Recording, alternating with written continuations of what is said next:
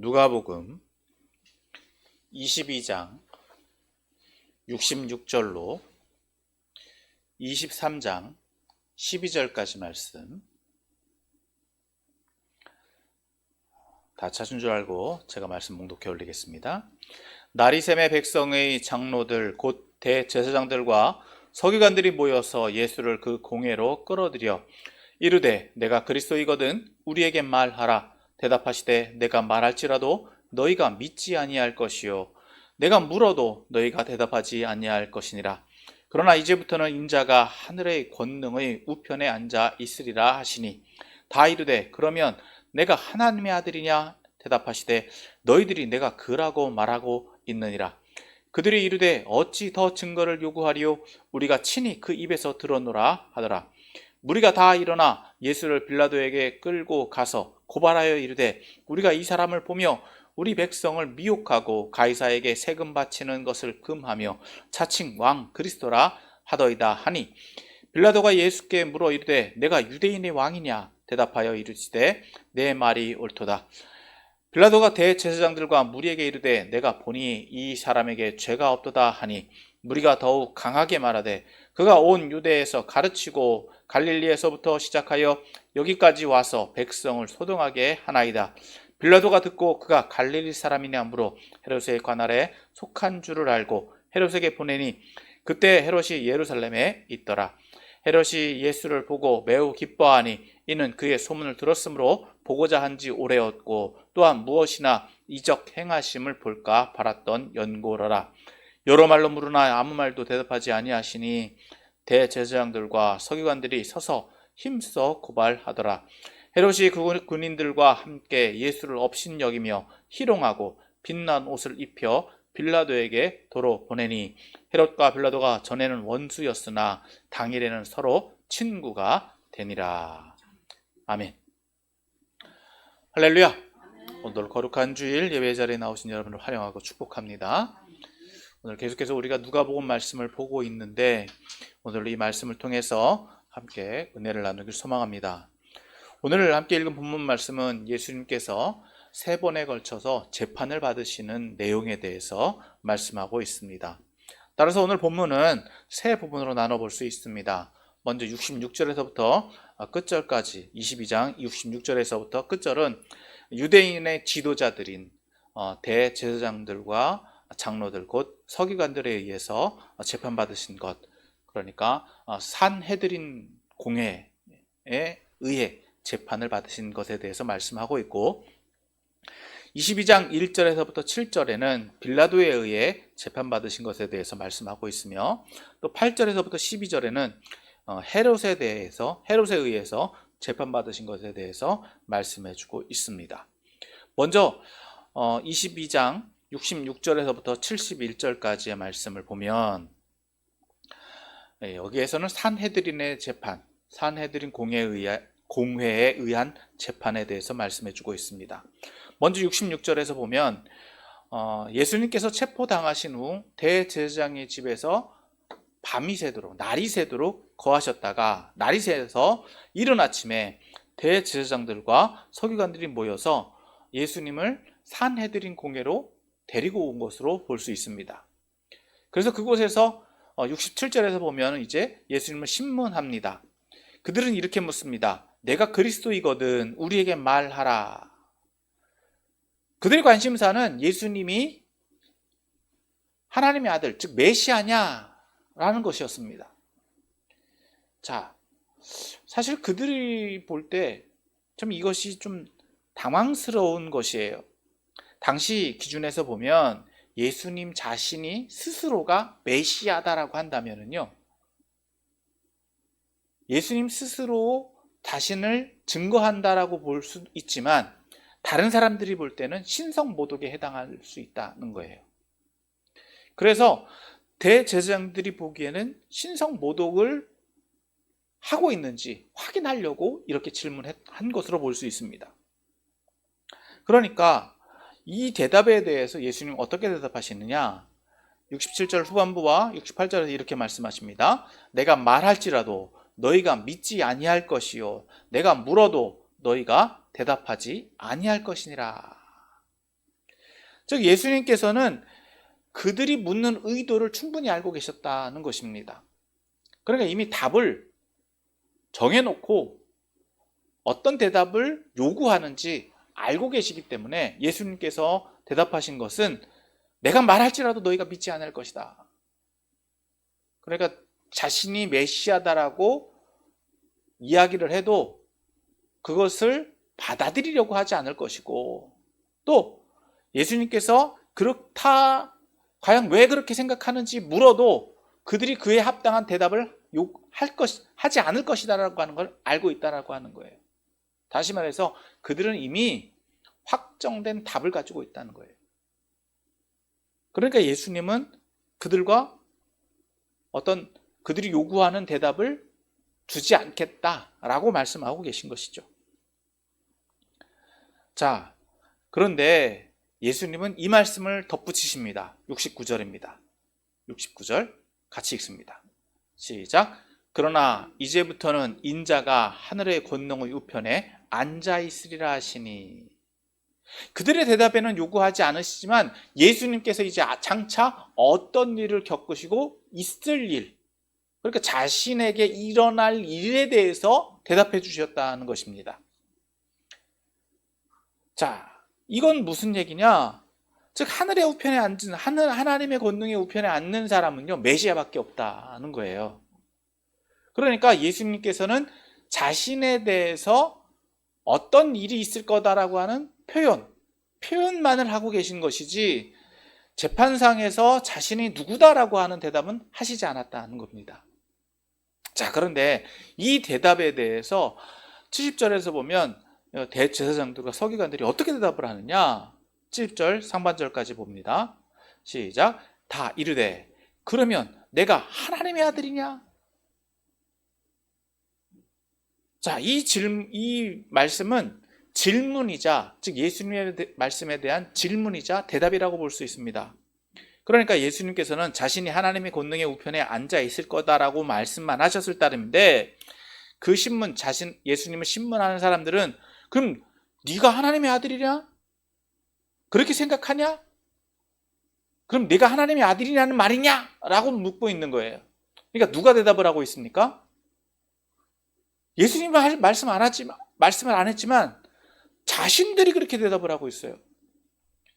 앞에서 그들은 예수님이 그리스도냐, 즉 메시아냐라고 질문을 했지만 예수님은 자신이 어떤 일을 행할 거다라고 대답을 했고, 그러면 그렇게 행할 수 있는 사람은 누구밖에 없다? 하나님의 아들밖에 없다. 그 일을 행하는 사람은 하나님의 아들밖에 없다. 라고 지금 누가 대답을 한다고요? 대제사장들이 그렇게 대답을 하고 있다. 그러니까 예수님께서는 그들의 대답에, 그들의 질문이자 대답에 이렇게 말씀하십니다. 너희들이 내가 그라고 말하고 있느니라. 자신은 말한 적 없지만 어떻게 보면 당신들이 나가 누구다라고 말하고 있지 않느냐. 그렇게 말했다. 자, 유대인들의 대화법은요 굉장히 좀 고도의 화술이 담겨져 있는 것 같아요. 그러니까 유도 질문이죠. 오히려 예수님이 신문당하시는 것이 아니라 예수님이 그들을 신문하고 있는 것처럼 보여집니다. 그들도 그 말씀에 대해서 그러한 의도를 이미 알고 있어요. 그러니까 71절에서 뭐라고 대답을 하느냐? 그들이 이르되 어찌 더 증거를 요구하리요? 우리가 친히 그 입에서 들었노라. 그러니까 대제사장들은요 자신들이 듣고자 하는 말, 자신들이 하고 싶은 말만 하고 있어요. 그러니까 예수님이 자신들이 하고 싶은 말을 했다라고 지금 억지 주장을 하고 있는데, 그 말을 사실 오늘 본문에서 보면 누가 했습니까? 제사장들이 했잖아요. 그랬는데도 불구하고 누가 말했다? 예수님이 말했다라고 이야기를 하고 있어요.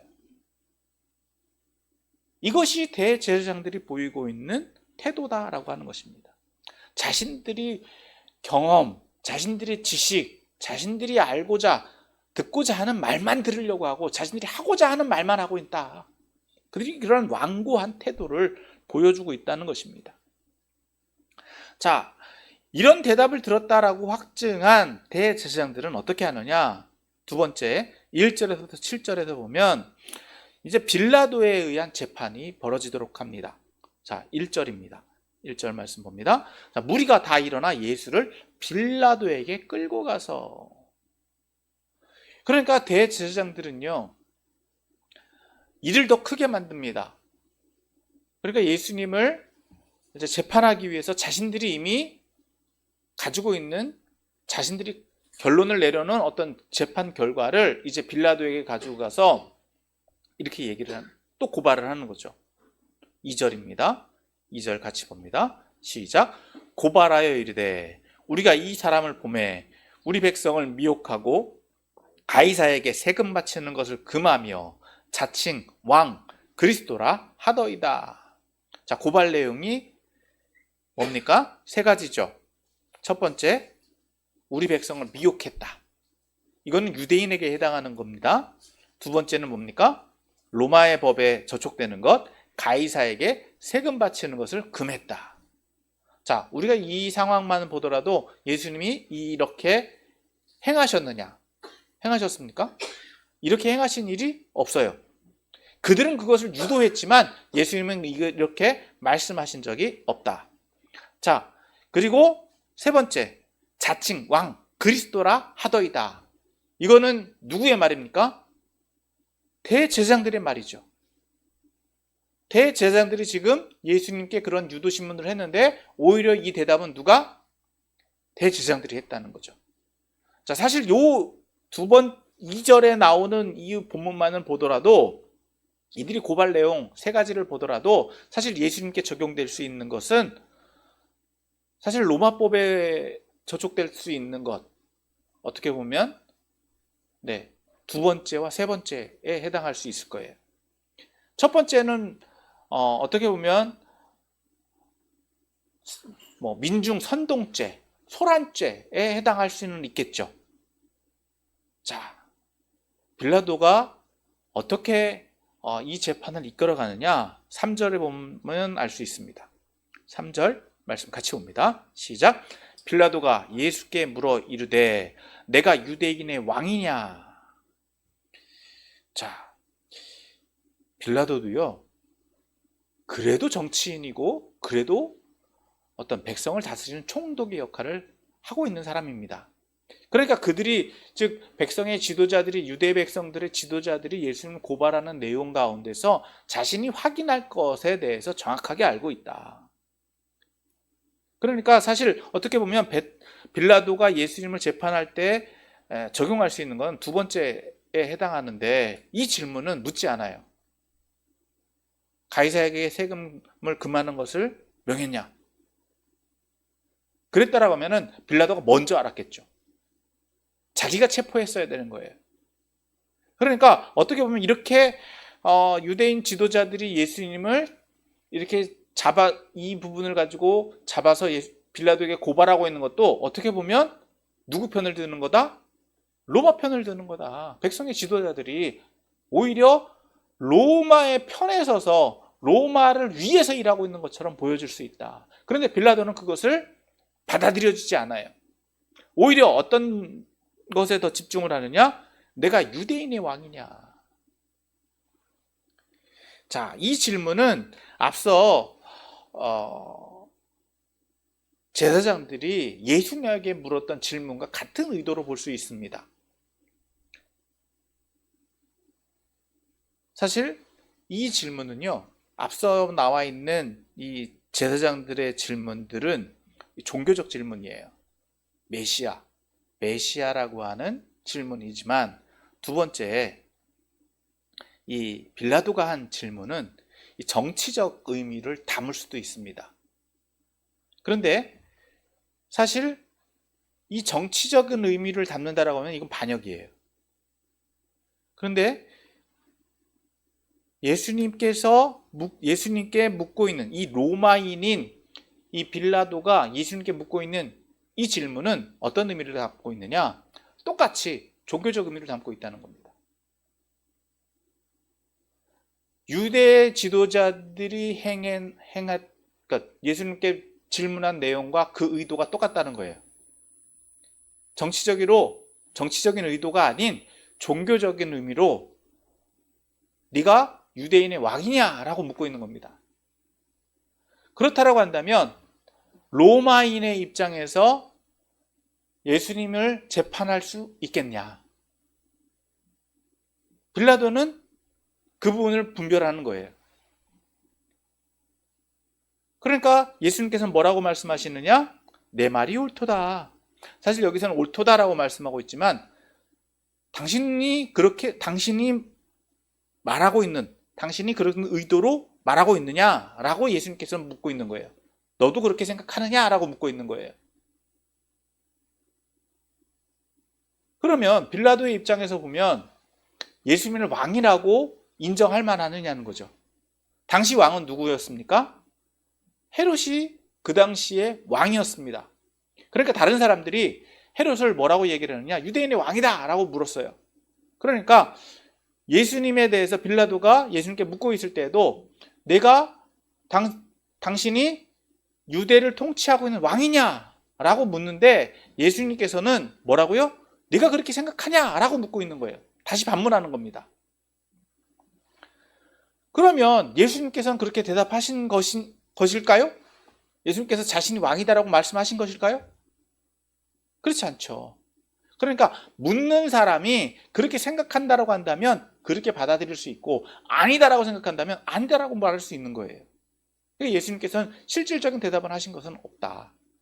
그러니까 예수님에 대해서 빌라도가 판결을 이렇게 내릴 수밖에 없는 겁니다. 4절입니다. 4절 같이 봅니다. 시작. 빌라도가 대제사장들과 무리에게 이르되 내가 보니 이 사람에게는 죄가 없도다. 무리를 선동해 하고 미혹하게 했다라고 하는 건 유대인에게 해당하는 거고 그로 인해서 밀란이 일어나고 분쟁이 일어났다라고 한다면 빌라도가 분명히 재판을 해야 되겠죠. 그런데 그 부분을 유대인 지도자들이 잡아왔다? 그러면은 어떻게 보면은 유대인 지도자들도 스스로 역설적인 행동을 하는 거예요. 누구 편을 들고 있다? 로마 편을 드는 거죠. 그러니까 빌라도는 그걸 받아들이지 않고 두 번째, 가이사에게 세를 바치는 것을 금했다라고 하는 것도 자기가 잡아야 되고 자기가 그것을 분별해야 되는데 그것도 유대인 지도자들을 인정하지 않는다라고 하는 거고 또 세 번째로 유대인의 왕이냐라고 하는 이 질문에 대해서도 이것을 세속적으로 물었다라고 할지라도 이것을 어떻게 받아들인다고요? 정치적으로 받아들이지도 않고 세속적으로도 받아들이지 않는다.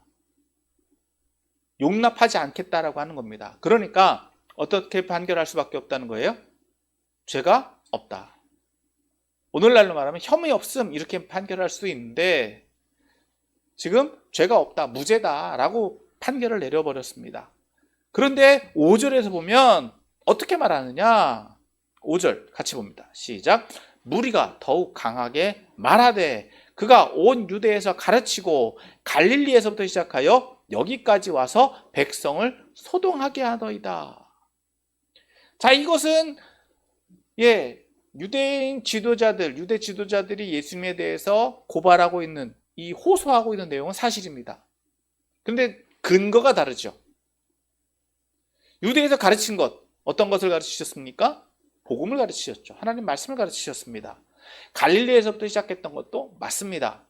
그리고 유대 지역에서 가르치셨고 또 예루살렘에까지 오셨다라고 하는 것도 맞는데 백성이 소동했던 이유는 달라요. 백성이 소동한 이유는 예수님 때문에 로마에 반발하거나 독립을 위해서 이들이 밀란을 꾸미기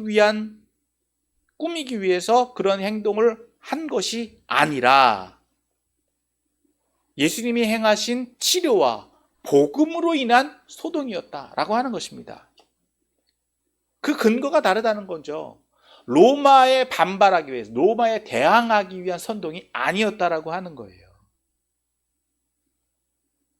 그러니까 갈릴리에서 시작해서 유대 전역에 예수님께서 영향력을 행사하신 것은 맞는데 로마에 대항한 적은 없다. 그러니까 유대인 지도자들이 얼마나 이렇게 자신들이 무슨 말을 하고 있는지 알고서 말을 하고 있느냐.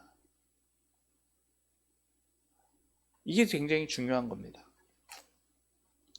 근데 오히려 빌라도는 그들의 말에 대해서 어떻게 받아들이느냐.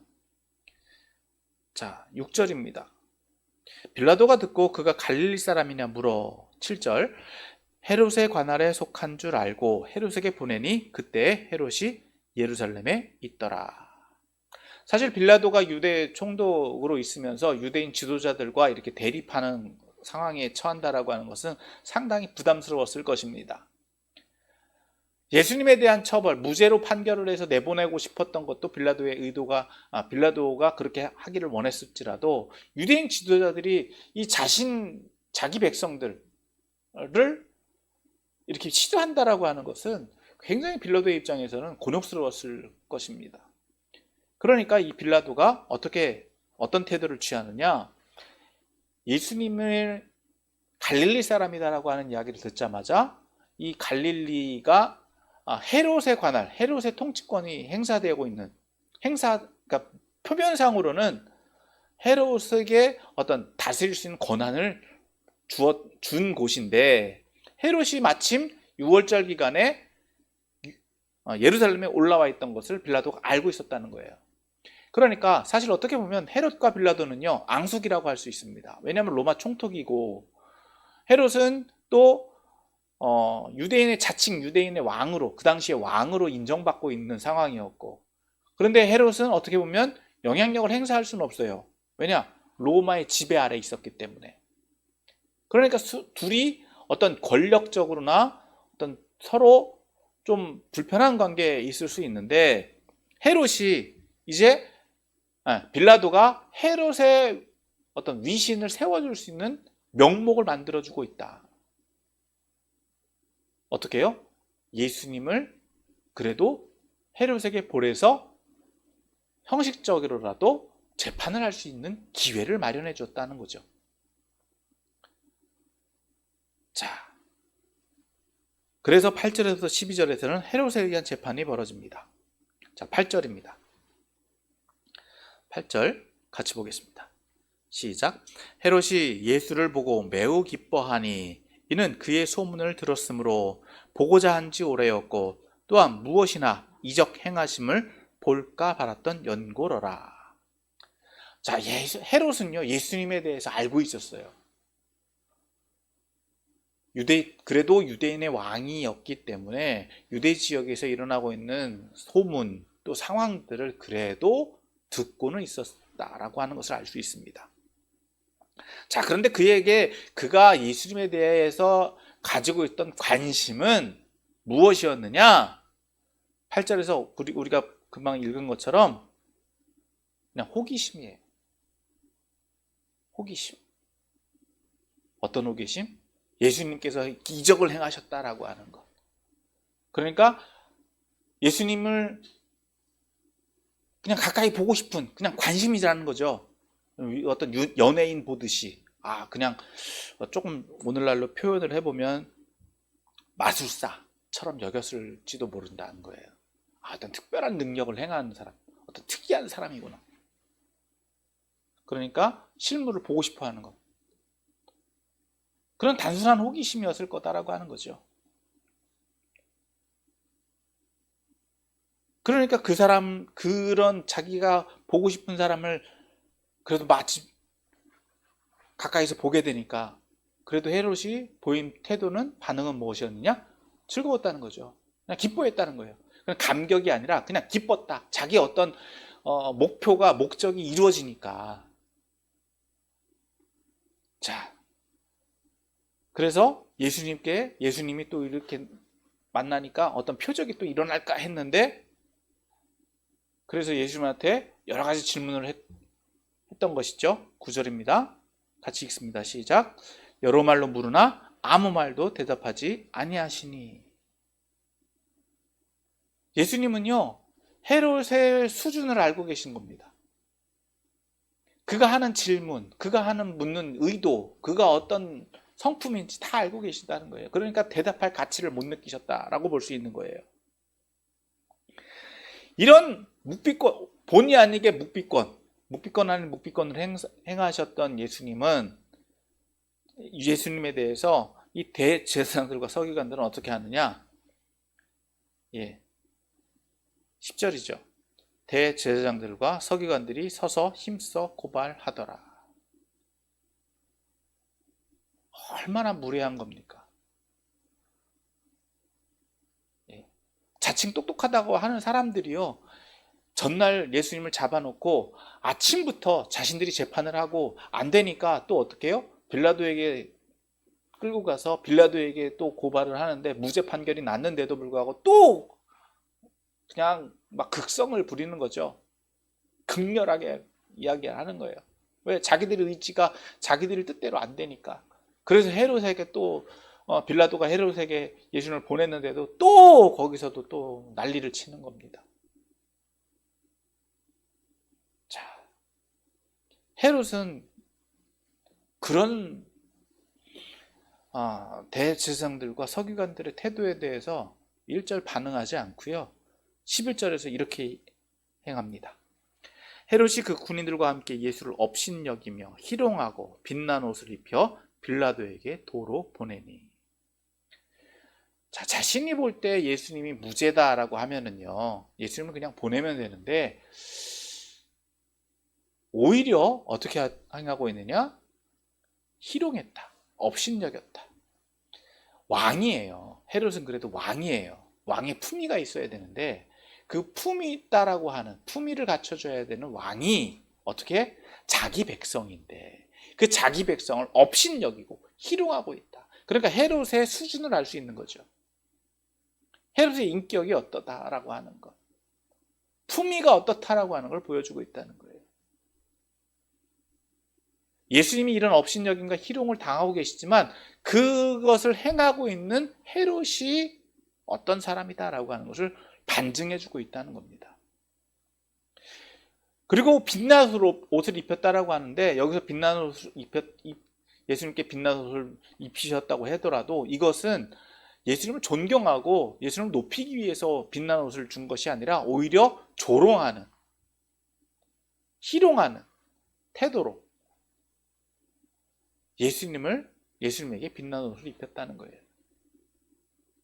즉, 앞에서 대제사장들이 예수님에 대해서 그리스도냐라고 한 질문이 동일하게 3번에 걸쳐서 반복되고 있다는 겁니다. 말을 해도, 그들이 고백을 해도 스스로 인정하지 않았고, 오히려 빌라도는 자기가 믿고 싶은 대로 믿고, 헤롯은 어떻게 하고 있다고요? 오히려 희롱하고 조롱하고 있다는 겁니다. 이러한 결과 헤롯은 자기가 판결하지 않고요, 오히려 예수님을 또 누구에게로? 빌라도에게로 돌려보냅니다. 왜? 자신이 판결권이 없다라고 하는 걸 알아요. 예수님에 대한 책임을 누구도 지지 않는다는 겁니다. 오히려 이것을 빌미로 12절에서 볼 수 있는 것처럼 헤롯과 빌라도가 전에는 원수, 즉 정치적으로나 또 권력적으로 좀 문제가 있었지만 오히려 이 기회를 통해서 서로 당일에 친구가 되었다. 의지가 하나가 되었다는 겁니다. 하지만 여기서 볼 수 있는 것은 예수님의 무죄함에 대해서는 이 두 권력자들이 누구도 책임지지 않는다는 거예요. 이것이 세속적인 권력에 대한 한계다라고 하는 겁니다. 오히려 유대인 지도자들에 대한 고소만이 난무하고 있다는 겁니다. 오늘 이 말씀에서 주된 관심사는 예수님에 대한 3번의 재판입니다.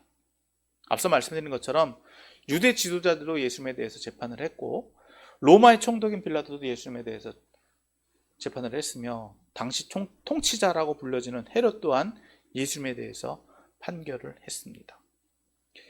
과연 이들은 예수님에게서 무엇을 보기를 원했을까요? 유대인 지도자들은 예수님이 하나님의 아들이 아니길 바랬을 것입니다. 여러분, 유대인 지도자들, 대제사장들, 백성들의 지도자들, 유대인들은요, 누굴 소망하고 있었느냐? 메시아를 소망하고 있었어요. 메시아를 기대하고 있었어요. 그들도 백성들의 지도자다라고 하면서 메시아를 기대하는 요구를 했고 기대하라고 가르쳤을 것입니다.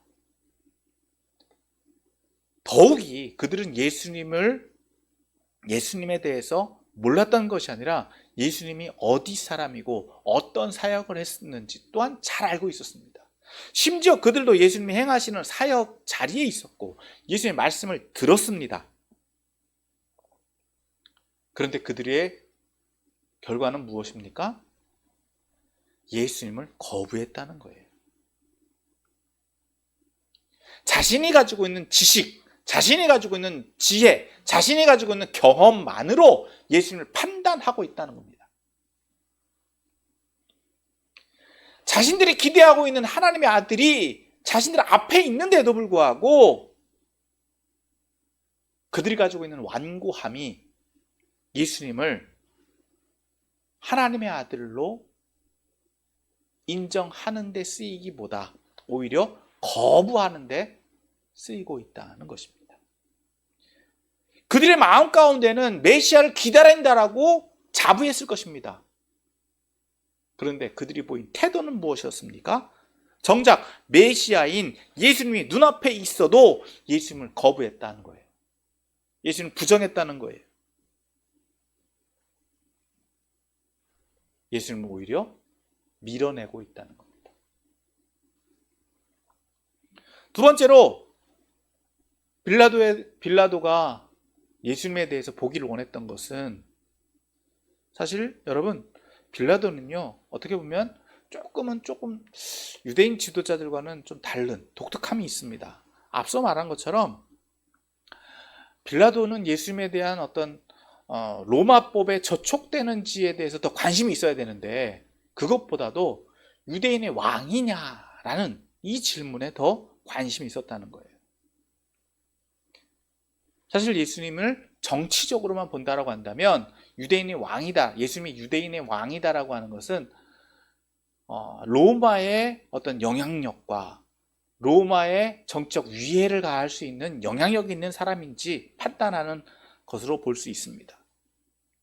그러니까 빌라도의 관심은 예수님이 어떤 정치적 방해 요소가 되느냐,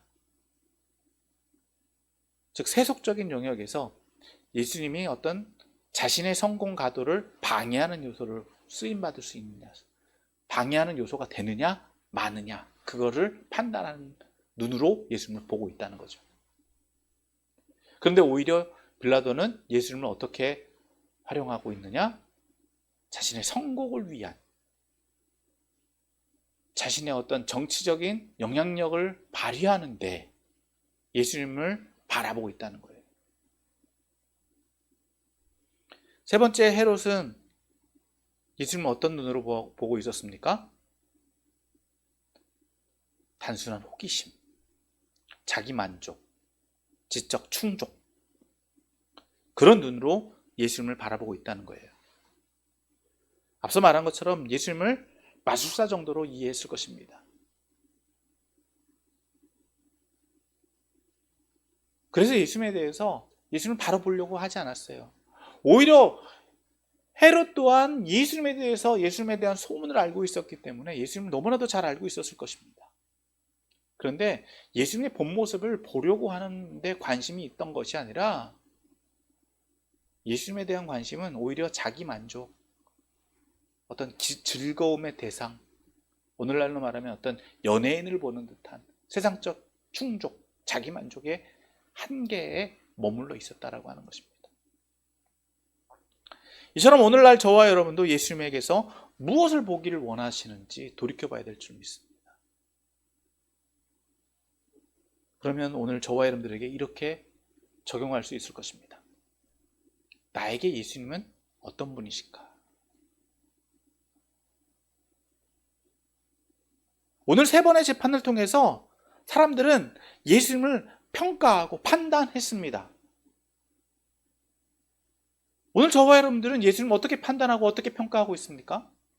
나는 예수님을 어떻게 판단하고 있는, 무엇을 믿으려고 하느냐는 거예요. 예수를 믿고 있느냐, 예수를 누구로 알고 있느냐는 거예요.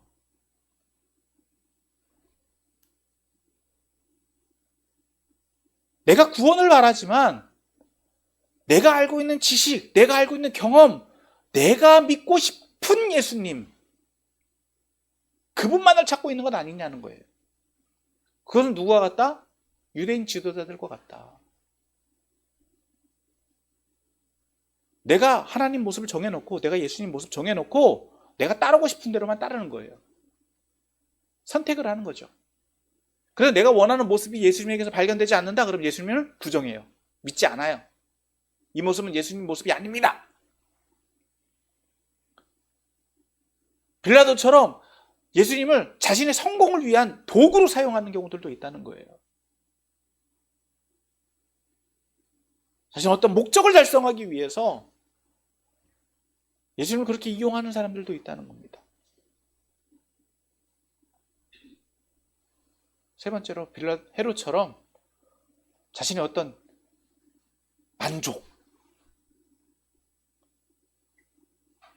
어떤 분들은 종교를 자기 성찰, 어떤 자기 만족, 그러기 위해서는 종교를 가져야 된다라고도 얘기를 해요.